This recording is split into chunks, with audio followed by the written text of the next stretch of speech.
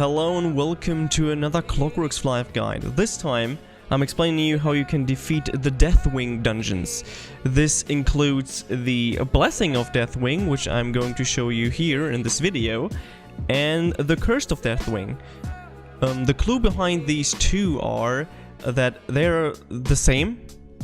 The only difference is that in the Blessing of Deathwing you get the blessed items, the 150 blessed fragments, and in the cursed one you get the cursed ones. But the boss and everything is the same for that dungeon. So you start out at the beginning with, I guess you need at least a tank. I recommend a tank definitely. The tank has to have a little bit more than 370k HP, but I would recommend you 400 to 450k HP. And he also should have the level 130 or 150 gear optimally. The higher the gear, the better the defense, the better you can block, obviously. And the catch for this fight is that he deals tons of damage, and he often does like a triple damage or triple hit.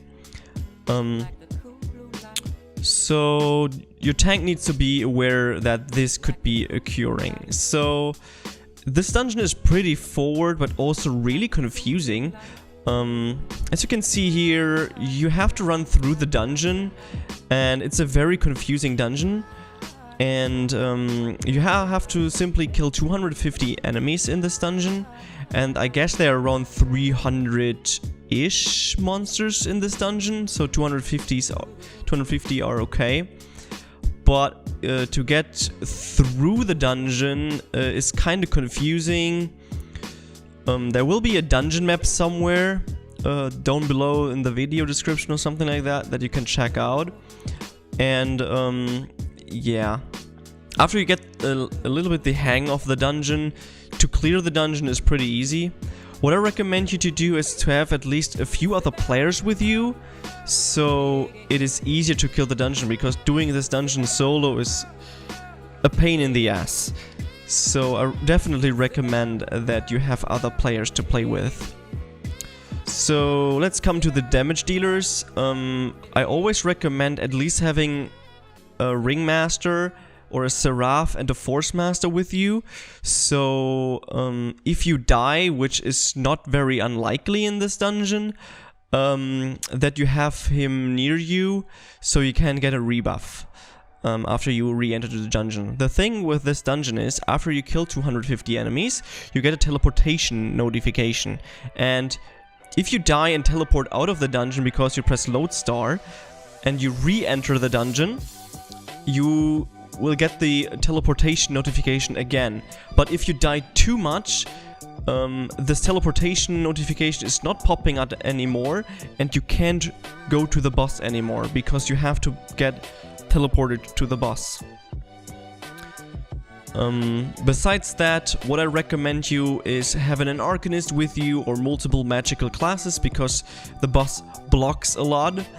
And if you have a physical damage dealer to you, make sure that all your damage dealers optimally have the invincible card in your weapon in their first slot. So if the enemy, the final boss, is hitting you, that you're still living and you can at least survive one hit. Because the mechanic of this boss is kind of confusing, because he will at some point randomly choose a different target every now and then, and if then that target that he chooses is one hit, if you're too far away of his spawn, he runs back and he resets. And if you're at the spawn where he spawns, or at the point where he spawns, you should be safe and he should still have his HP even if your whole party wipes. The thing is, if your whole party wipes, make sure to have at least one person still in the dungeon. And if he is dead, it doesn't matter, but at least have one single person still laying in the dungeon so that everyone else can rejoin. I did this with a few members of my guild that you can see here, and we had 2 people clearing the dungeon, and the tank was with all his other characters at the beginning of the map. He hadn't to do anything else.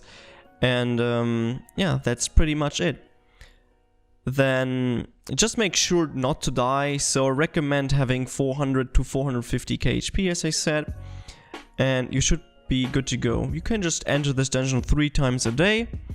And I highly recommend having more magical damage dealers, because if you're having a low-end gear with your physical damage dealers, they won't be going through this block a lot.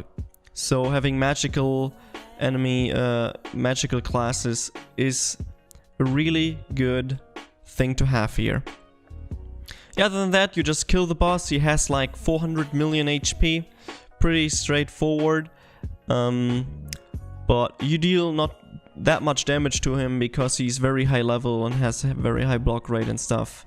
So it is just a patient thing. Yeah, other than that, I think that's the whole dungeon explained.